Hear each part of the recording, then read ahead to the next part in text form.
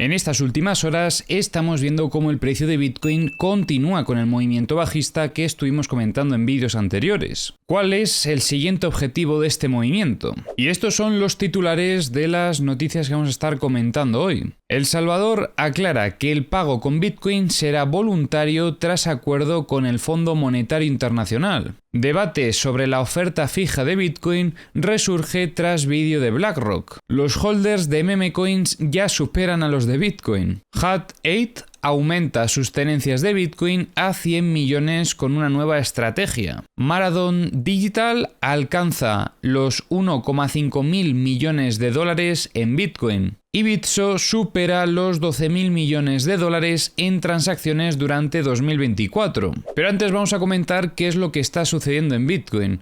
Recordemos que en vídeos anteriores habíamos estado comentando cómo ya desde esta zona operativa estuvimos identificando presión vendedora de forma agresiva, y esto se terminaba confirmando tras la ruptura del soporte, que en este caso era el VWAP semanal, y la posterior consolidación para dar inicio al movimiento bajista que hemos estado viendo en estos últimos días.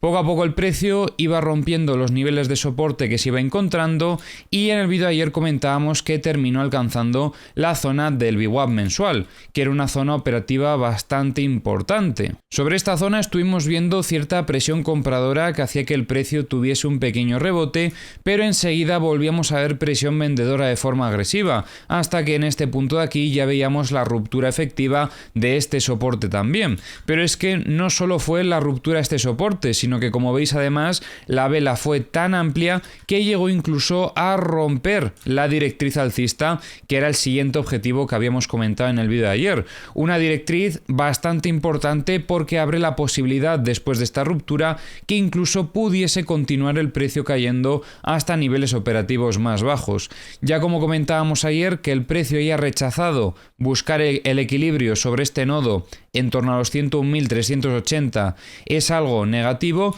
pero que estemos perdiendo tantos niveles de soporte en el corto plazo lo es incluso más. Porque si subimos de time frame, mirad cuál es la dinámica alcista que está rompiendo el precio. Es toda esta dinámica de aquí. Y al ver esta ruptura incluso podríamos intentar valorar una continuación bajista a los niveles operativos que habíamos comentado justo en el vídeo de ayer. Recordemos que tenemos varios mínimos interesantes por las grandes zonas de liquidez que probablemente vamos a encontrar sobre estas zonas operativas. El primer nivel son estos 94.284. Luego tenemos también los 90.825. Tenemos también los 86.690 y por último tenemos los 85.109. Estos serán todos los niveles que tendremos que tener en cuenta mientras el precio continúe con esta dinámica bajista. De momento no estamos viendo que haya frenado en ninguna zona operativa desarrollando otra estructura, por lo que a nivel operativa seguimos trabajando la misma tendencia que habíamos estado trabajando en vídeos anteriores. A medida que el precio vaya alcanzando estos objetivos, tendremos que ir evaluando la acción del precio en cada uno de ellos, ya que sobre estos niveles podría entrar presión compradora también. Eso sí, ¿a partir de qué punto, ahora mismo donde estamos, podríamos confirmar cierta fortaleza? Porque claramente la tendencia está siendo bajista, continúa entrando presión vendedora en el mercado, pero ¿qué tendríamos en cuenta para considerar un cambio de contexto en el corto plazo? Pues creo que algo que sería muy positivo para Bitcoin sería un rechazo agresivo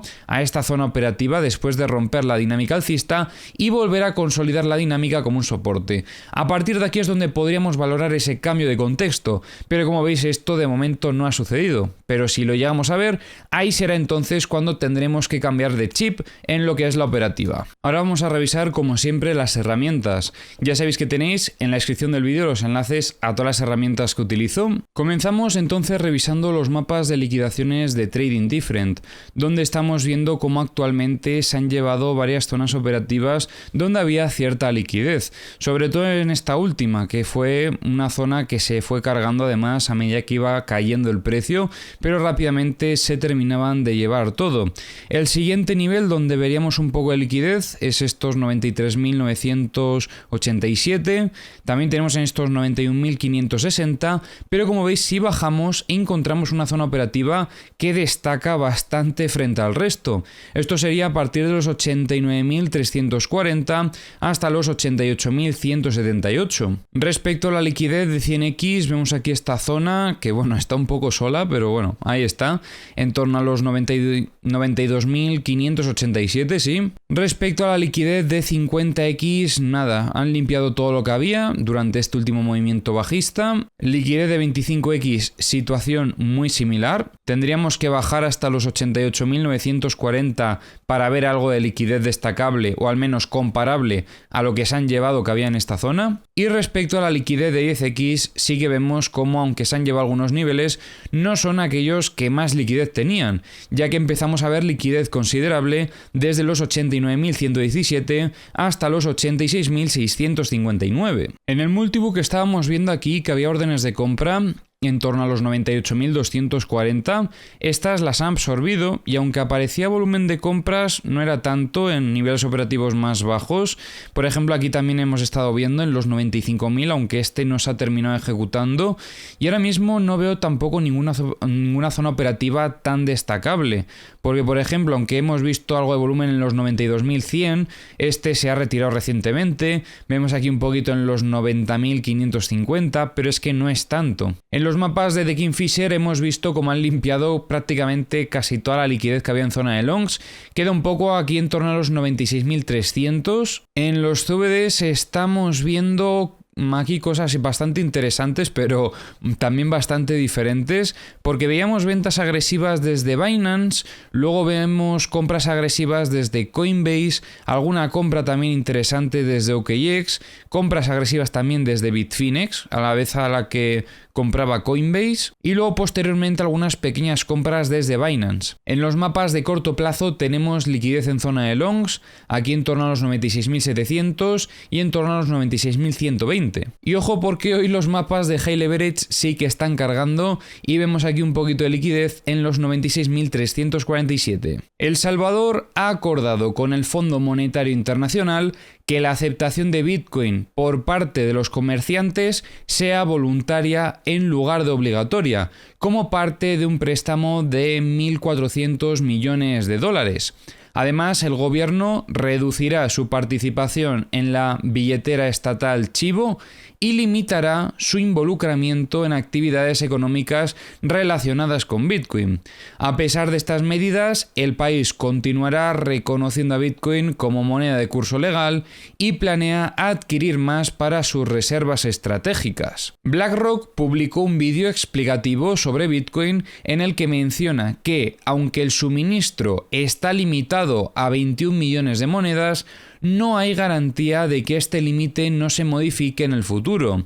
Esta afirmación ha reavivado el debate en la comunidad cripto sobre la inmutabilidad del suministro de Bitcoin. De hecho, en aquel directo en el que estuvimos hablando con José Sanchís, este fue uno de los temas que estuvimos comentando, así que si no visteis ese directo, recomiendo que le echéis un vistazo, ya que comentábamos cosas súper interesantes de este estilo. Algunos desarrolladores argumentan que, aunque teóricamente es posible cambiar este límite mediante consenso, obviamente, una versión de Bitcoin con un suministro diferente ya no sería considerada la original. Una encuesta realizada por Binance revela que el 16% de los participantes poseen memecoins, superando al 14,4% que posee Bitcoin.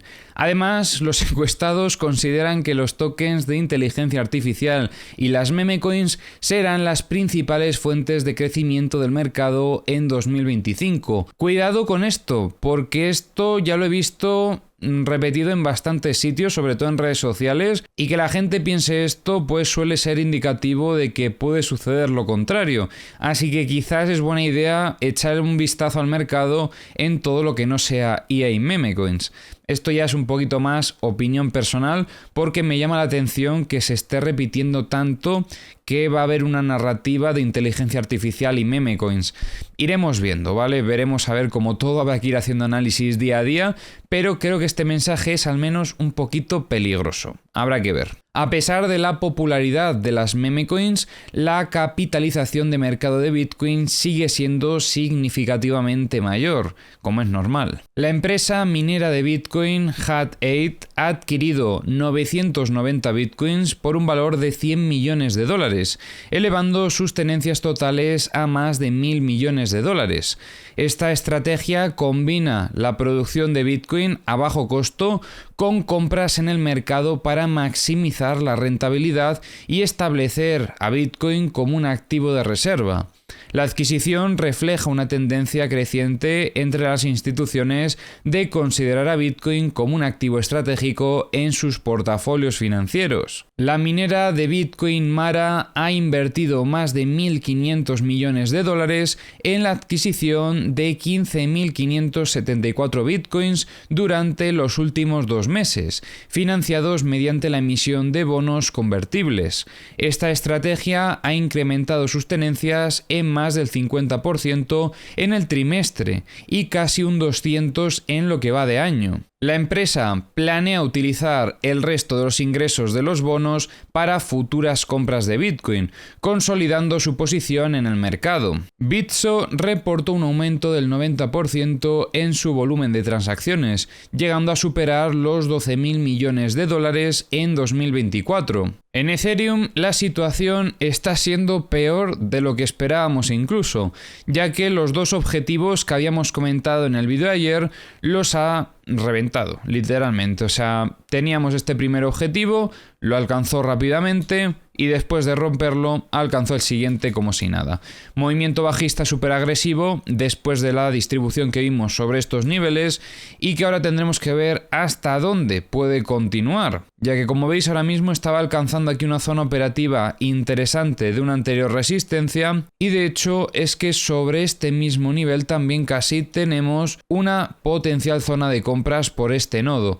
Si no, vamos a marcar también aquí esta otra zona operativa que me resulta interesante y estos serían más o menos los 2 objetivos que tendríamos en mente para el corto plazo en caso de que continuase esta tendencia. El primero serían los 3.330 y el segundo sería la zona de los 3.150. En los mapas de liquidaciones de Ethereum vemos una situación parecida a la de Bitcoin. Después de haber limpiado varias zonas operativas tenemos aquí un poquito de liquidez todavía en los 3.246 y si seguimos bajando vemos esta otra zona operativa que tiene incluso más liquidez en los 3.015. Respecto a la liquidez de 100x tenemos aquí un poco en los 3.720. Respecto a la liquidez de 50x tenemos en esta zona de los 3.250. Liquidez de 25x limpiaron esta zona recientemente, pero vemos algo similar en los 3.225. Y respecto a la liquidez de 10x, aunque han limpiado esta zona operativa, todavía sigue quedando un poco desde los 3.275 hasta los 3.240. En el multibook estamos viendo compras en los 3.260 y también ha aparecido cierto volumen de compras desde los 3.100 hasta los 3.050. Y en los mapas de The Kingfisher estamos viendo liquidez desde los 3.730 hasta los 3.905.